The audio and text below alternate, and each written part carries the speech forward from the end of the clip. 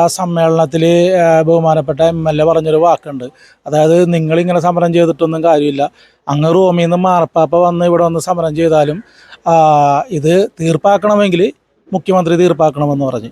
ഇത് ഞങ്ങൾ പറഞ്ഞ അറിവല്ല, ഞങ്ങളുടെ അറിവുമല്ല.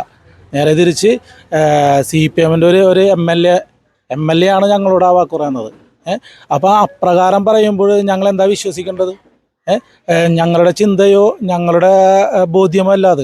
മറിച്ച് ആ സമ്മേളനത്തിൽ മാർപ്പാപ്പ ഒന്ന് സമരം ചെയ്താൽ പോലും അത് പരിഹരിക്കണമെങ്കിൽ മുഖ്യമന്ത്രി തീരുമാനിക്കണമെന്ന് പറയുമ്പോൾ ഏതൊരു കൊച്ചു കുഞ്ഞിന് പോലും അറിയാം ഈ സംസ്ഥാനത്തെ പ്രശ്നങ്ങൾ പരിഹരിക്കാനായിട്ടുള്ള പൂർണ്ണ അധികാരം അവകാശവും ബഹുമാനപ്പെട്ട മുഖ്യമന്ത്രിക്കാണെന്നുള്ളത്.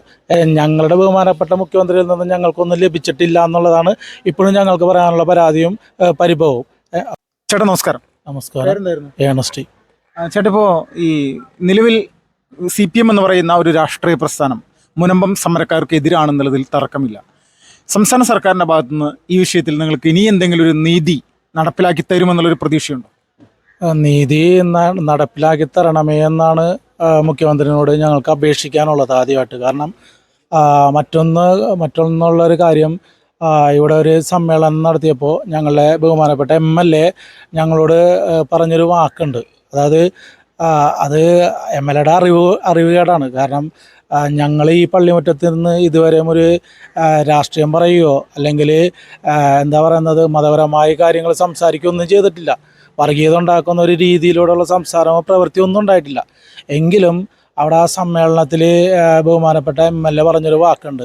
അതായത് നിങ്ങളിങ്ങനെ സമരം ചെയ്തിട്ടൊന്നും കാര്യമില്ല, അങ്ങ് റോമിൽ നിന്ന് മാർപ്പാപ്പ വന്ന് ഇവിടെ വന്ന് സമരം ചെയ്താലും ഇത് തീർപ്പാക്കണമെങ്കിൽ മുഖ്യമന്ത്രി തീർപ്പാക്കണമെന്ന് പറഞ്ഞ്. ഇത് ഞങ്ങൾ പറഞ്ഞ അറിവല്ല, ഞങ്ങളുടെ അറിവുമല്ല. നേരെ തിരിച്ച് CPM-ൻ്റെ ഒരു MLA ആണ് ഞങ്ങളോട് ആ വാക്ക് പറയുന്നത്. അപ്പോൾ അപ്രകാരം പറയുമ്പോൾ ഞങ്ങൾ എന്താ വിശ്വസിക്കേണ്ടത്? ഞങ്ങളുടെ ചിന്തയോ ഞങ്ങളുടെ ബോധ്യമല്ല അത്.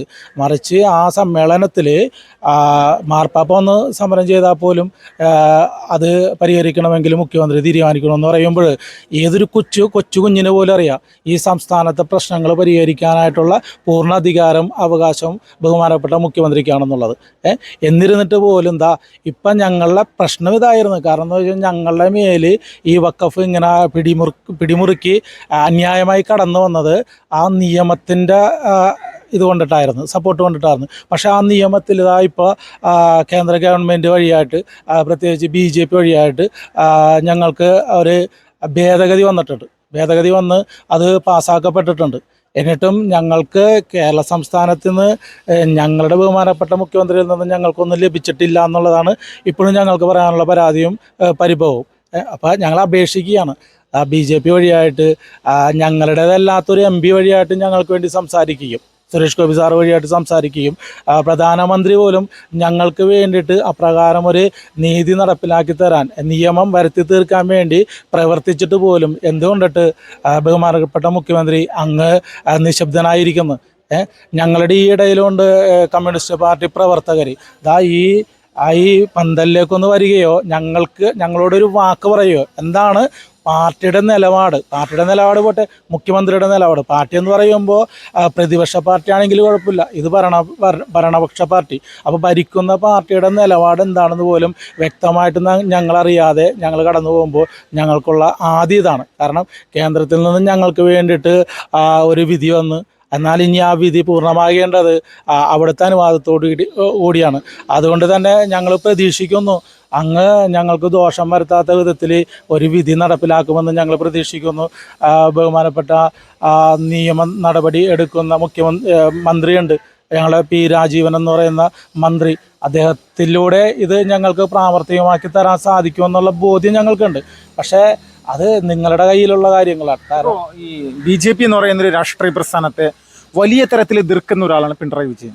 വലിയ രീതിയിൽ തന്നെ എതിർത്തുകൊണ്ടിരിക്കുന്നത് എല്ലാ സമയങ്ങളിലും. ഒരു സമയത്ത് പോലും BJPയെ പിന്തുണച്ചുകൊണ്ടോ ഒരു മൃദുവായിട്ടുള്ളൊരു സമീപനം പോലും ഉണ്ടായിട്ടില്ല.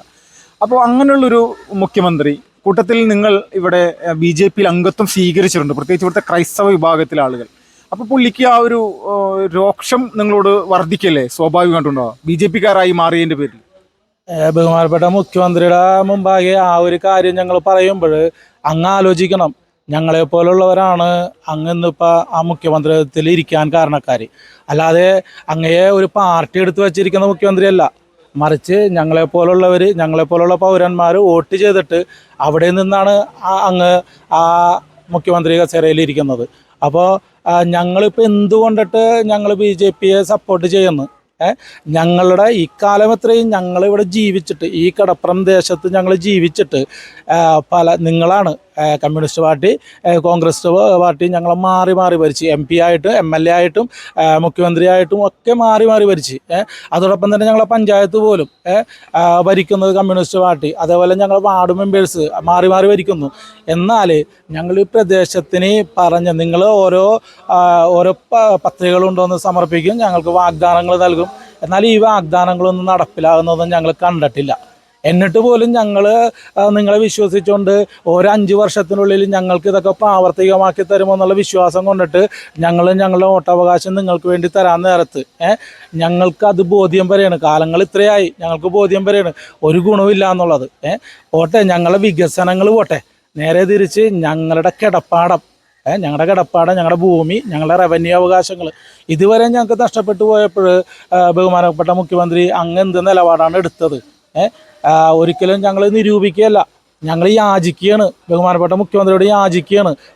കേന്ദ്രത്തിൽ നിന്നും അങ്ങനെ ഒരു നിയമം പാസ്സാക്കി തന്നിട്ടുണ്ടെങ്കിൽ ഇനി എന്തുകൊണ്ടിട്ട് അങ്ങേക്ക് ഞങ്ങൾക്ക് വേണ്ടി അനുകൂലമായ ഒരു നിയമ നടപടി എടുത്തു തന്നുകൂടാ?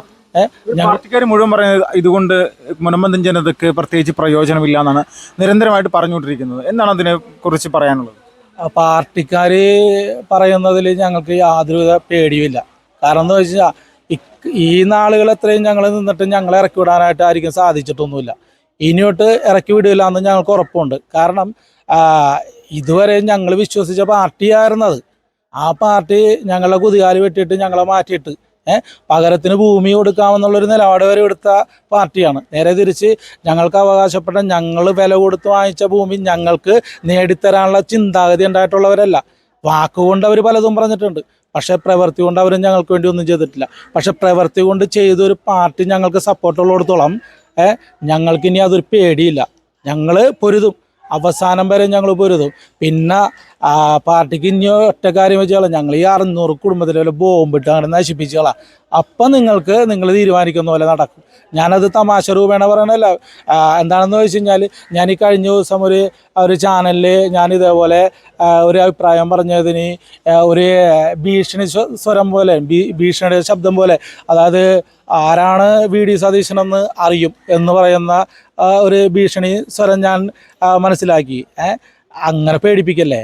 കാരണം എന്ന് വെച്ച് കഴിഞ്ഞിട്ടുണ്ടെങ്കിൽ ഈ ഭൂമിയിൽ ദൈവം ഞങ്ങളെ സൃഷ്ടിച്ചിട്ടുണ്ടെങ്കിൽ ദൈവം തീരുമാനിക്കണ കാലം വരെ ഞങ്ങൾ ജീവിക്കും.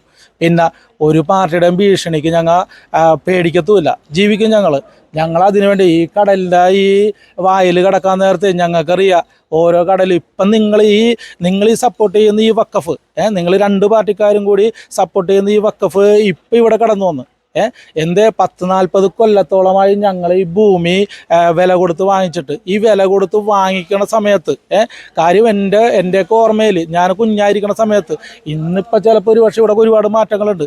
ഞാൻ കുഞ്ഞായിരിക്കണ സമയത്ത് ഞങ്ങൾ പഠിക്കുന്ന അംഗൻവാടി പോലും പലപ്പോഴും കടലേറി നഷ്ടപ്പെട്ടു പോയിട്ടുണ്ട്.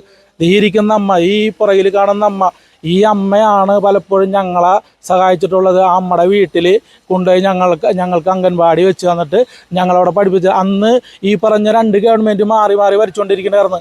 ഒരു അംഗൻവാടി പണിത് തരാൻ പോലും അന്ന് തുനിഞ്ഞിട്ടില്ല. ഈ പറഞ്ഞ 1983-84 ഘട്ടത്താണ് ഈ പറയുന്നത്. ഇന്ന് ഇത്രയും വികസനം ഇവിടെ വന്നു കഴിഞ്ഞപ്പോഴേ ഈ വഖഫ് ഇതിൻ്റെ അവകാശവാദം ഉന്നയിച്ച് വരുന്നത്.